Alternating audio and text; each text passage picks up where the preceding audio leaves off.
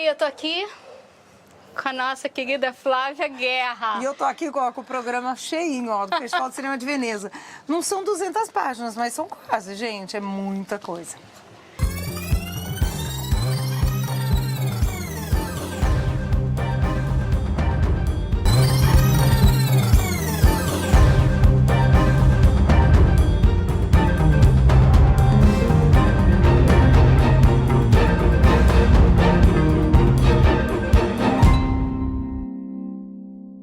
Mas a gente tá feliz, né? Tá feliz, gente, tá exausto, cansado, mas tá feliz. Tem muita coisa Cansada, boa. gente. Eu tenho que dizer que esse é o primeiro festival de Veneza que eu estou realmente exausta. Eu digo que eu queimei a largada, mas não é verdade que eu tenha queimado a largada. Acho que a largada já estava queimada Eu acho que a mesmo, largada queimou a gente, entendeu?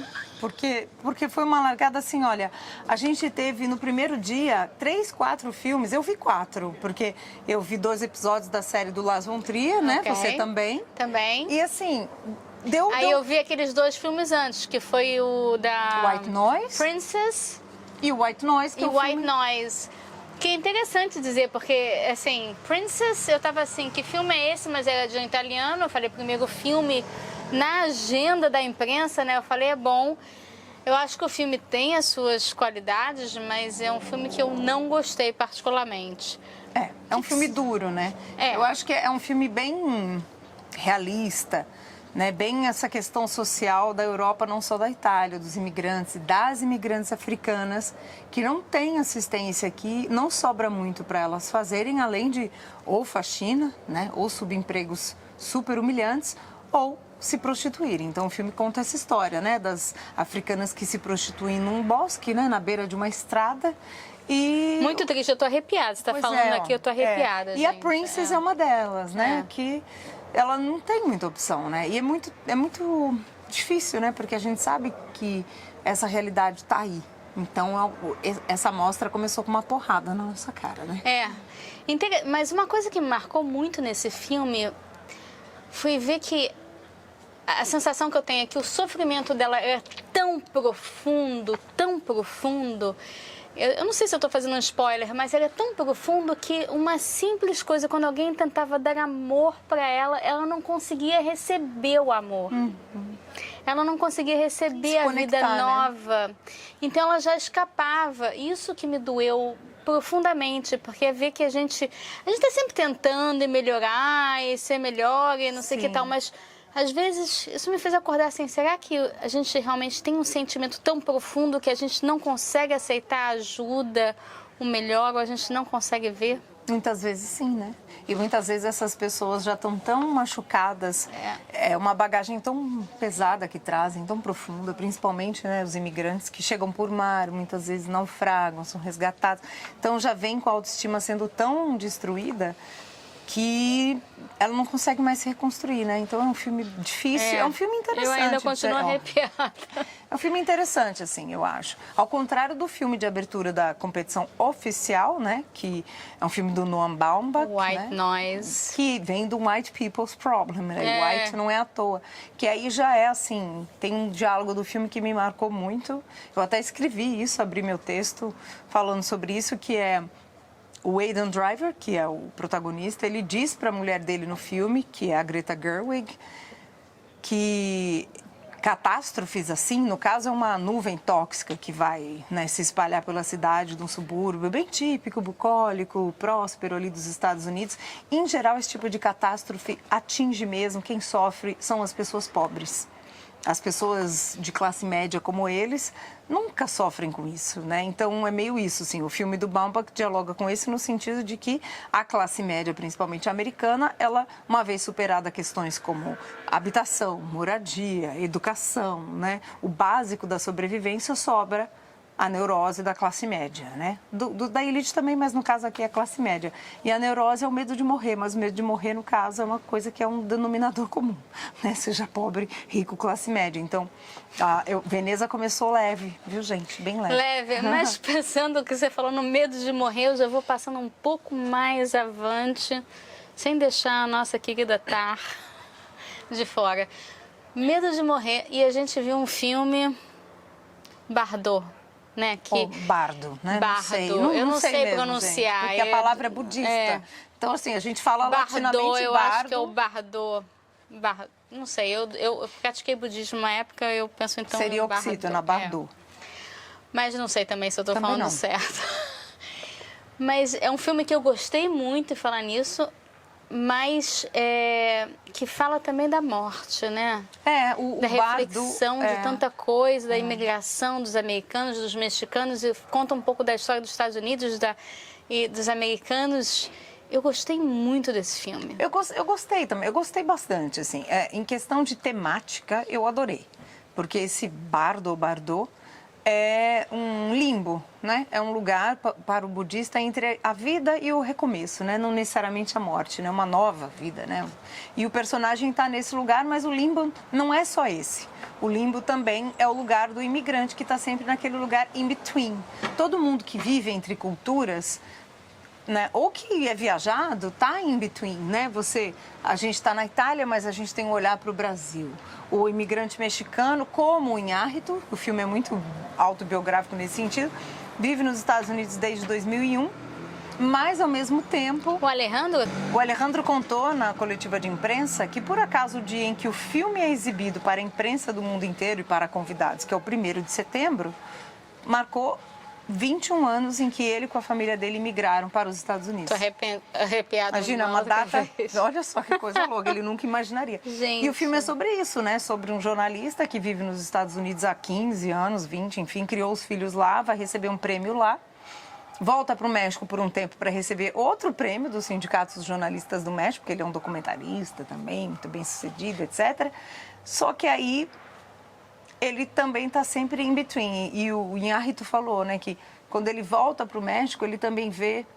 E quando ele vai para os Estados Unidos, você vê de outro lugar tudo que faz de você um mexicano ou um brasileiro, enfim, o que faz um país. São o conjunto de histórias que a gente conta junto. Então, achei muito interessante isso. E ele falou que o filme tem muito de sonho, né? Tem muito de Fellini, muito de Buñuel. Porque você falou muito de Fellini quando a gente estava conversando sobre o filme. Eu falei muito, para mim o filme é muito Fellini. O personagem começa o filme voando, você vê a sombra dele, me lembra muito 8,5. O Mastroianni voa no 8,5. Né? Tem várias questões de crise criativa, como o personagem dele também. Então, assim, e ele falou isso na coletiva também depois. Então, eu achei interessante que o filme tem 3 horas, né? E ele falou isso, cada vez mais ele não se preocupa com o tempo. O tempo do sonho não é um tempo medido, né? Esse é um perigo. Hello, cineastas, filmmakers, tempo é o sul, mas as pessoas ali... Falando isso porque, gente, quantos filmes... nessa mostra, especificamente de horas e horas e horas. Eu admiro ver um filme de um cineasta maravilhoso, mas fica 3, 4 horas sentado numa cadeira, é pesado, né? Eu falando do Alejandro, especificamente, o filme dele eu achei maravilhoso, me fez sonhar. Eu chorei no filme. Não sei se é um filme de chorar, mas eu chorei no filme. Eu estava ali... retocando a maquiagem, a máscara, porque vazou porque eu tô usando máscara ainda dentro do cinema. Eu também. Mas assim, me emocionou esse filme. Eu não esperava que me emocionasse, mas ele consegue, com a magia dele, ele me toca muito. Ele me toca também. Tem vários momentos que eu acho que são grandiosos e momentos de cinema.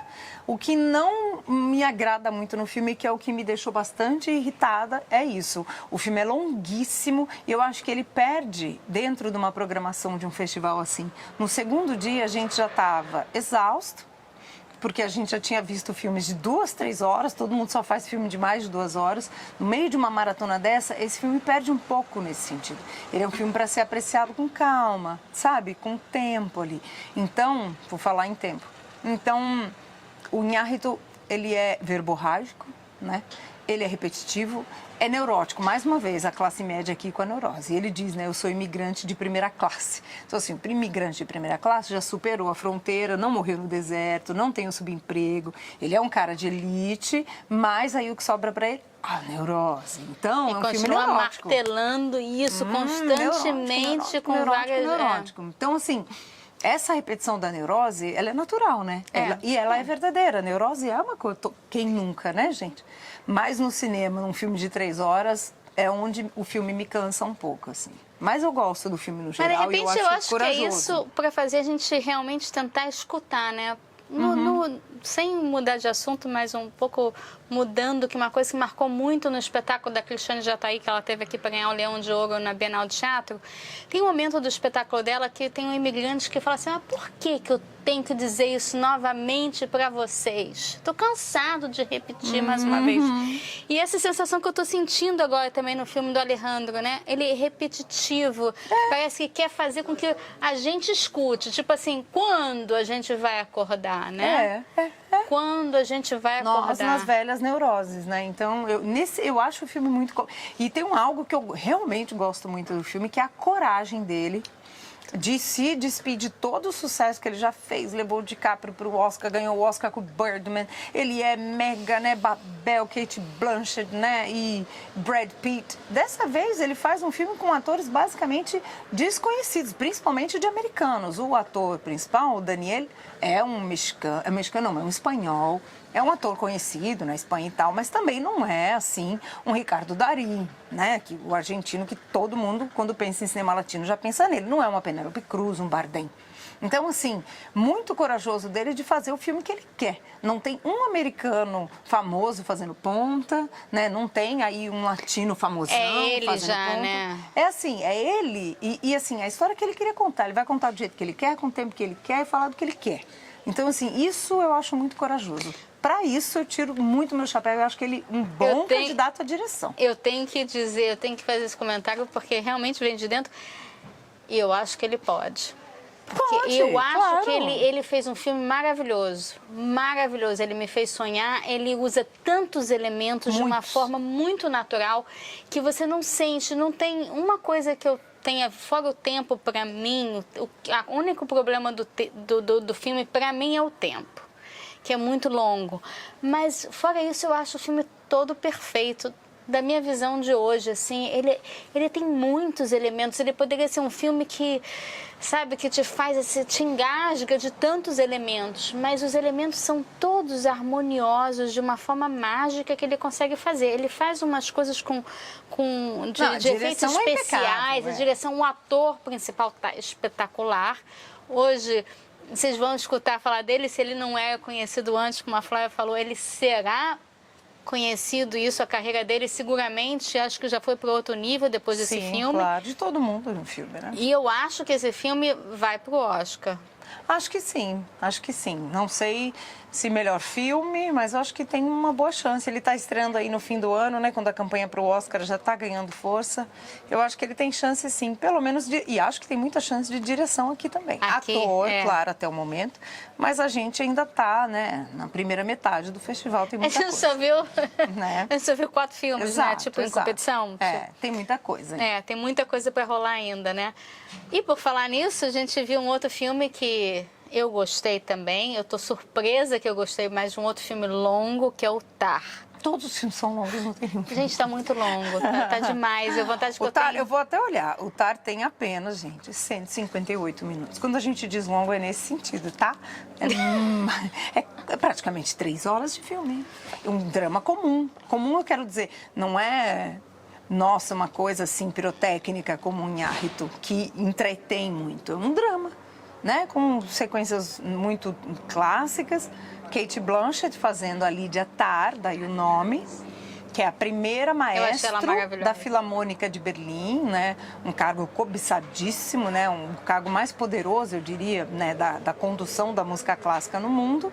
Só que é uma mulher lésbica, e o filme fala muito das neuroses, né, dessa personagem e também as questões de caráter. Ela é acusada de ser uma assediadora em determinado momento, mas a gente entende que ela também sofreu muito bullying, muito assédio. Então é um personagem complexo, é um grande personagem. Não sei se é um grande filme, mas um grande personagem com certeza. Eu gostei do filme, mas eu acho que o filme pega ritmo depois de um bom tempo. Tipo assim, o começo é bem parado. A gente estava até discutindo o início, né? Que eu não vou dar spoilers, mas assim, Eu achei bem parado, mas é um filme que eu gostei. Eu, particularmente, eu escutei opiniões diversas, mas eu achei que a Cate Blanchett está maravilhosa nesse personagem. Ela é maravilhosa, né?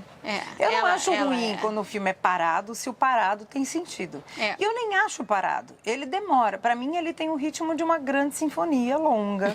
Ele começa bem ralentado, bem adágio, assim, até ele chegar, assim, para mim ele tem uma cadência de sinfonia. Então você tem que sentar e ter paciência, né? Às vezes uma sinfonia demora. E eu acho, só que assim, não sei quantas pessoas hoje, no meio, de novo, de uma maratona como essa, entendeu? Para mim tem esse ritmo, né? Alguns filmes têm o ritmo da literatura. Para mim o do Inhárritu é esse, uma fábula, que aí você lê com calma, abre a primeira página, saboreia. Mas é uma fábula o filme dele. É total uma fábula. É mágico, gente, é mágico. Eu tô então feliz de ter visto esses dois filmes nos 2 primeiros dias, no primeiro dia, 2 primeiros dias de festival, né? Eles começaram com filmes também de grandes nomes, porque assim, né? Começa bem, ainda tem Penélope Cruz vindo aí no fim de semana, Ricardo Darín. Tem a Tilda, tem muita coisa. Tem muito filme aí, tem Oliver. Tem Timothée Chalamet, entendeu? Tem muita gente famosa ainda. Tem Olivia Wilde, né? Harry Styles, tem um elenco aí, né? Veneza tem pesa... o Paul. Tem Veneza... Catherine Deneuve. Exatamente, Deneuve sendo homenageado. Veneza pesa muito bem a mão, né? Entre Hollywood e o cinema de autor, mesmo na competição. Então eu acho que tem muita coisa boa vindo aí. Uma coisa que a gente não pode deixar de falar, eu acho que não tem filme brasileiro esse ano. Não tem. Tem uma produção que tem uma coprodução, tem Brasil, que se chama Mônica, é um filme que está em competição, mas é a única participação brasileira esse ano. No júri, acho que da Horizonte, tem o Antônio Campos, que é brasileiro, aliás. Ele dirigiu O Diabo de Cada Dia, que está em cartaz na Netflix. Eu não sabia disso. Mas eu quase que fui falar com ele na coletiva de imprensa, puxaram ele muito rápido, não consegui trocar uma palavra com ele. Mas tem ele lá, ele é brasileiro-americano, né? O pai é brasileiro. Importante, mas é importante o brasileiro. Mas só também. Só. Ele é mais americano do que brasileiro, né? O cinema dele é um cinema americano.